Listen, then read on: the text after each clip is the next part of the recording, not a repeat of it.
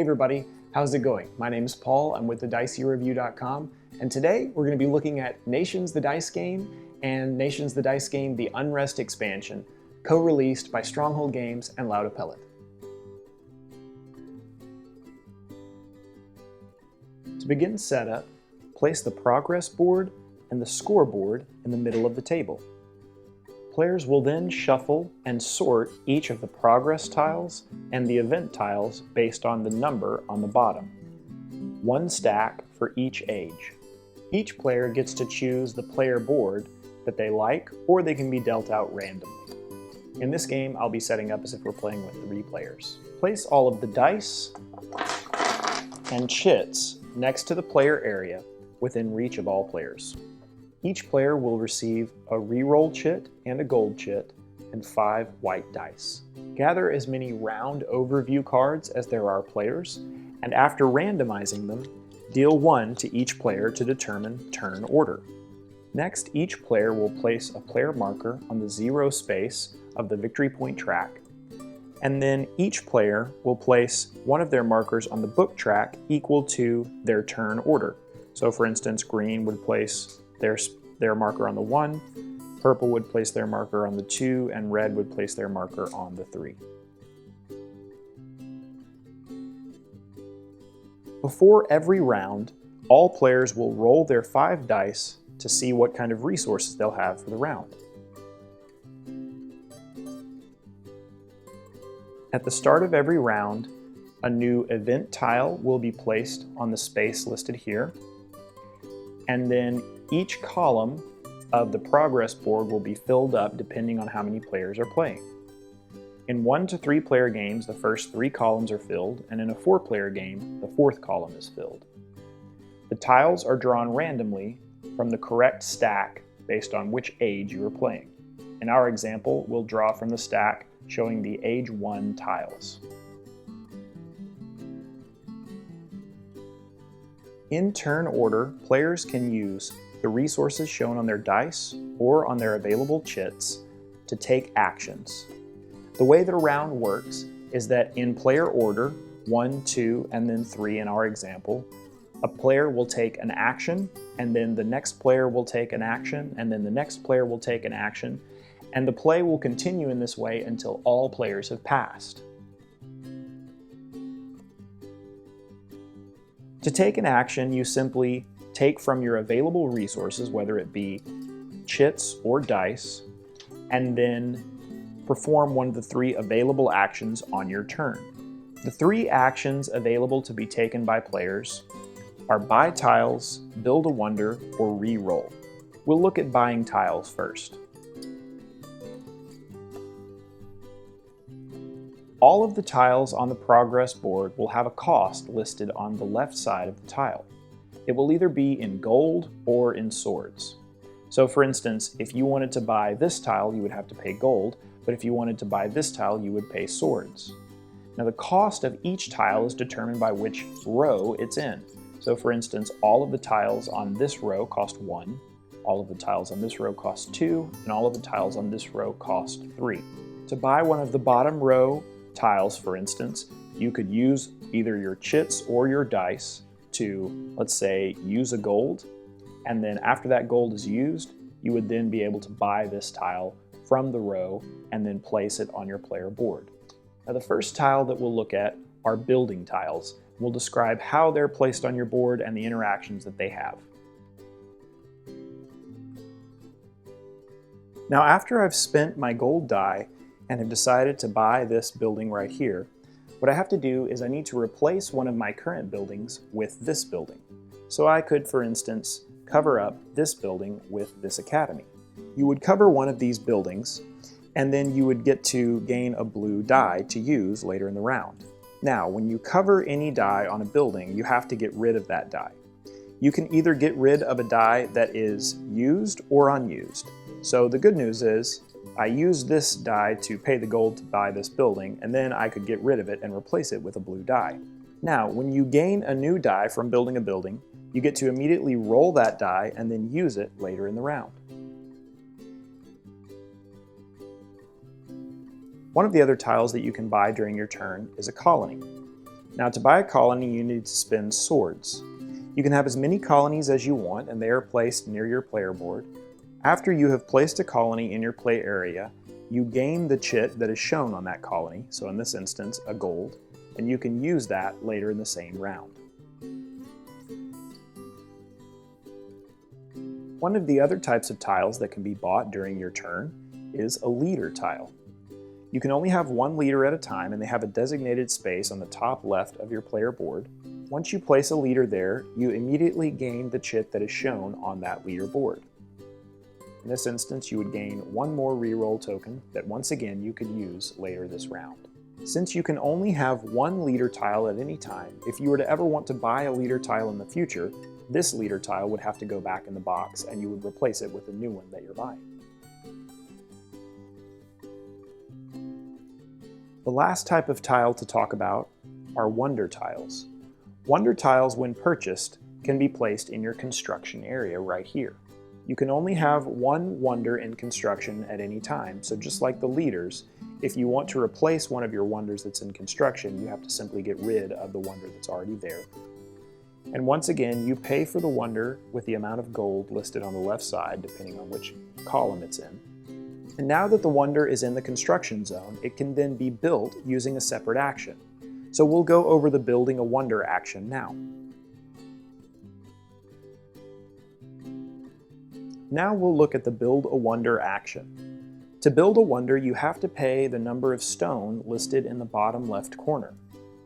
So for instance, to build this terracotta army, you would need to pay 1 stone. So you could take a die showing 1 stone, place it in your used dice area, and then build this wonder next to your player board. This will potentially do a few things for you. Number 1, you'll gain the chit that's listed on the tile, in this instance, a sword.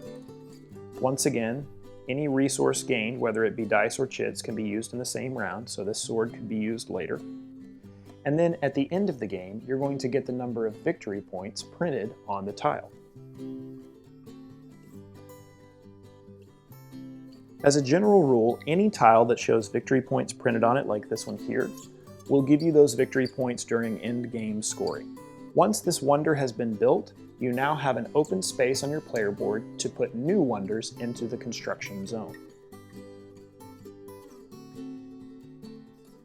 Now that we've looked at all of the different tiles that you can buy during the Buy Tiles action, and we've looked at how to build a wonder with the Build Wonder action, let's look at the last action that you can do during the round, Reroll. To reroll, you must first place one of your reroll tokens in the used dice and chit area. Then you can choose to reroll one or any number of your unused dice. So for instance, I could choose to reroll all of these dice. If you want to, with your reroll action, you can only roll 2 of the 4 dice or just 1. Any number of dice can be rerolled using that action. Those are all of the actions that you can take on your turn. After taking one of the actions that we went over, the next player in turn order will then have a chance to take an action. The actions will go around the table like this until all players have passed. So for instance, after buying a tile or building a wonder or re-rolling, those all count as an action. So after doing one of those things, the next player would then have a chance to do one of those things.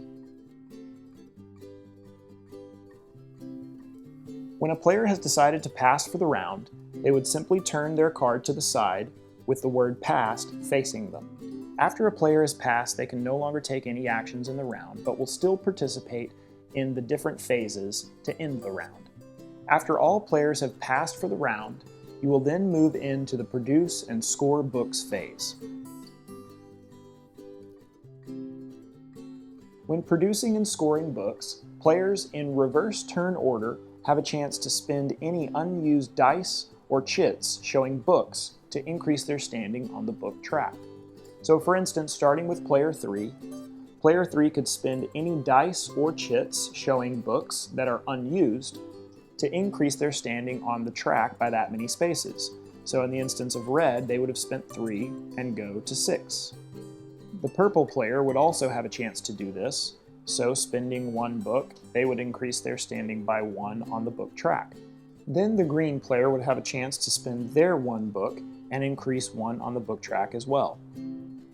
After all players have spent any books they want to increase on the track, scoring would happen. Each player scores victory points for however many markers are behind them. So in the instance of red, they would score 1-2 victory points.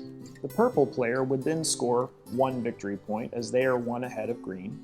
And since green is in last place on the book track, they would score no points for that.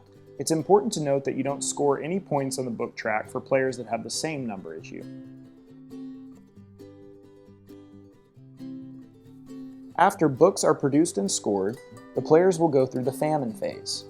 During the famine phase, once again, in reverse turn order, players can spend unused food dice to try and meet the requirements of the event for this round. Now I've changed a couple of the dice on the purple player to show what it would look like, but in this instance, the red player would have no unused dice or chits showing food to spend, so they wouldn't be able to meet the requirements. Then purple would have a chance, so purple would be able to spend their 2 food dice, and since they meet the requirements of the event, they gain a victory point. It's important to note it isn't cumulative, so for instance, you can't spend 6 food to gain 3 points. It's simply meet the requirements and get the points shown. Lastly, the green player wouldn't have enough food left to meet this requirement, so they wouldn't score the victory point for the famine phase. After the famine phase, player turn order is determined. Turn order is determined by who has the most unused swords left showing in their play area. So in this instance, the purple player has the most unused swords, so they would gain the first player card. Red has the next most unused swords, so they would get the card for second place. And then green has no unused swords left, so they would go third in the following round. After player order is determined, players would then participate in the war phase. During the war phase, in reverse turn order, players can spend any unused dice showing swords to try and meet the other requirement on the event. Green has no swords that are unused, so they wouldn't be able to meet that event. Red does have 1 unused sword, so they could spend that, and by meeting that requirement, they would gain a victory point. And then purple would then have 3 swords to use. So since their 3 meets the only 1 required, they would get to move 1 space on the victory point as well. It's important to note that players will never get change for their dice. So for instance, if you're trying to meet the requirements of an event, if you're trying to buy a tile, anything like that, if you overspend because a die shows 3 swords and you only need 1, you don't get the 2 swords back. You have to spend the entire die. After the war phase, the round will be set up again. The event tile from the previous age will be placed back in the box or to the side of the play area, and a new event tile will be turned over. And then, the progress board will be filled with new tiles from the current age. After 4 ages have been played, and the last war phase has been completed, players would add any tiles showing victory points to the total score listed on the score track, and whoever is first is declared the winner. Wonders that may be in construction during the scoring phase do not count for any points. If there should be a tie between the players, the tie is broken by the higher player order. Alright, so now that we've looked at the base game of Nations, the dice game, we're going to go ahead and give you a look at the Unrest expansion, see some of the new components, how they are dealt in and integrated with the old components, and give you a quick overview of how those new components will work with gameplay. The Unrest expansion comes with a lot of new components, and they're all meant to be able to mix in and create a deeper, richer play experience. The game is going to come with, most notably, 4 double-sided player boards, so you can see that they have a different civilization on each side. There are going to be 36 total tiles. You've got 8 new events, 2 for each age. You've got 20 new progress tiles, 5 for each age. You've got 5 bonus tiles, and then 3 pass first tiles. You'll have 18 new chits, and 8 new 6-sided green dice. Now there will be a few different changes for setup for the expansion, so we'll go through those now, and then we'll look at how each new part of the expansion works. To set up the game with the Unrest expansion, a few things will need to happen a little bit differently than with the base game. All of the new tiles that are in the expansion will be shuffled and placed in the respective progress stacks for their age. So for instance, these tiles would be mixed in with the rest of the regular tiles for those different ages. Also, in the Unrest expansion, if you're playing with 3 or 4 players, you fill in all 4 columns of the progress board. In the base game, you only filled in the first 3 columns if you played with 1 to 3 players. So basically, in the Unrest expansion with 3 players, you play with the full board just like in a 4-player game in the standard version. In the Unrest expansion, you will be using these bonus tiles. Each round, one will be revealed after these tiles are shuffled. So you would go ahead and place that stack somewhere near the board and then reveal the bonus tile for the round. In the Unrest version of the game, all players start on 1 on the book track instead of starting with how many books equal their player order. You will shuffle and deal out player boards based on the number of players. Players can also choose which color they would like to pick. This is in reverse player order, so for instance, you could lay out the available player boards and then in reverse order, players would choose which civilization they want to be, and then they're going to take the starting resources that are on these civilizations. Now, as we discussed earlier, these civilizations are going to have some different starting resources than each other civilization. Civilizations have unique starting advantages that may be different from the base game. Korea, for instance, starts with 2 reroll tokens as opposed to the 1 reroll token and 1 gold chit. They start with 6 white dice, where normally you only start with 5.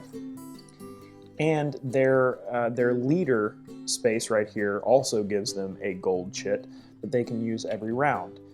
Now, it's important to note that on these new civilizations, when they have these chits on their leader spaces, if they ever replace their leader with a new one, for instance, if they built this tile right here, they would lose the chit that was given from the starting resources. All of these pass first tiles will be available every round, so you'll go ahead and lay those out somewhere near the play area, and those may be selected during gameplay. And then there are the new Unrest dice. Those will need to be placed near the player area as they can be gained through some of these different buildings. As you can see, some of the new buildings in this game will give you Unrest dice to gain when you build those buildings. There are also some new chits with more than 1 resource on them, as you can see. Chits with more than 1 resource are the same as dice with more than 1 resource. No change will be given, and you must use the entire chit whenever you are spending these resources. So if you want to buy something that only costs 1 gold with this chit, you're going to lose the extra gold when you use it. Alright, so now that we've talked about how to set up some of these new components in the game and how to implement them during setup, we want to talk about some of the new components that are introduced with the Unrest expansion. The first of those being the green Unrest dice.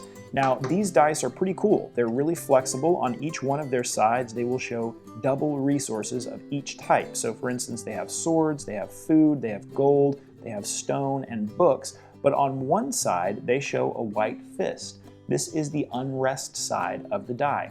And on your turn, if you come up to the start of your turn and you have 1 or any number of these Unrest symbols, you basically have 2 options on your turn. You have to either re-roll all dice showing the white Unrest symbol. When you do that, you don't have to spend a re-roll token, but you also don't get to re-roll any of your other dice besides these Unrest symbols. Now, if you roll the dice and you get more Unrest symbols, now, not like this, you might have to spend your next turn trying to re-roll those dice again. So these might potentially slow you down throughout gameplay. If you don't want to waste your time re-rolling the dice, the other option that you have on your turn is you can simply burn any dice showing the Unrest symbol. So for instance, if this one was showing Unrest and you just want to take one of your normal turns, you could discard this one to your used dice area and then take your turn as normal. And that is the Unrest dice. These are acquired through some of the new buildings that are included in the expansion. One of the other new things in this expansion are star reroll chits. Now, star rerolls are kind of fast rerolls that are special. They're used almost in the same way as the normal reroll tokens, except that when you use a star reroll, you get to reroll any number of your dice like you want to, but then you immediately get to take another turn without having to wait to use those resources. Now, if you roll another Unrest side, if you reroll Unrest dice, the next turn will have to be spent getting rid of those Unrest symbols, but these can be very powerful in that you can reroll something and then immediately use it. Now, there are some new tile types that are included in this expansion, the first of which are the Pass First tiles. All of these tiles are available each round, and what will happen is the first player to pass in each round will get to pick one of these 3 tiles to use as an extra resource. So for instance, if this player picks one of the sword Pass First tiles, they get to have 1+ sword during the later phases when they use swords. Or if they pick the food tile, they'll get +1 food during the famine phase. Now, the next player to pass would then get to choose a tile. The restriction on these is that the last player to pass in each round doesn't get to choose a tile. So in a 4-player game, only 3 players get to choose. In a 3-player game, only 2 players get to choose. And in a 2-player game, the second player to pass gets to choose no tiles, even though 2 of them will be remaining. Alright, so the last new type of tile will be the bonus tiles. Now, one of these tiles will be turned face up each round and will affect the round in a specific way. Most of them will give victory points for doing specific things, and then one of them will enhance the Pass First tiles. This tile, for instance, is going to give 2 victory points to whoever produces the most books in the round. On any of these produce the most value tiles, if there's a tie for who produces the most, all tied players get that bonus. This tile will give the bonus to whoever produces the most food. This tile will give the bonus to whoever produces the most swords. This tile makes each Pass First tile worth 2 resources instead of 1, and this tile will give 2 victory points to the last player to pass in a round. So once again, each of these will come out once per round, and in each game you'll only use 4 out of the 5, so quite a bit of mixing up the gameplay in these bonus tiles. That's our overview of Nations the Dice game and the Unrest expansion. We hope that you have enjoyed the video, and as always, we hope that it was helpful. If you want to check out more of our content, you can go to our YouTube channel, youtube.com/thediceyreview, to see all of our videos where we talk about these games and many others and show you how to play them and even review some of the games. You can listen to the podcast if you have iTunes or if you have Stitcher, any of the other podcast apps. We're on a lot of those. If you have a chance to give us a listen while you're commuting, please do. You can also comment or communicate with us in our Board Game Geek Guild. You can go to boardgamegeek.com, go to the miscellaneous tab, search for guilds, and we're there under the Dicey Review. And if you just like good old blogs, we do have thediceyreview.com, where we'll post full written reviews and then go into more detail about some of the games that we make videos for. Thanks so much for watching. Until next time, we'll see you at the table.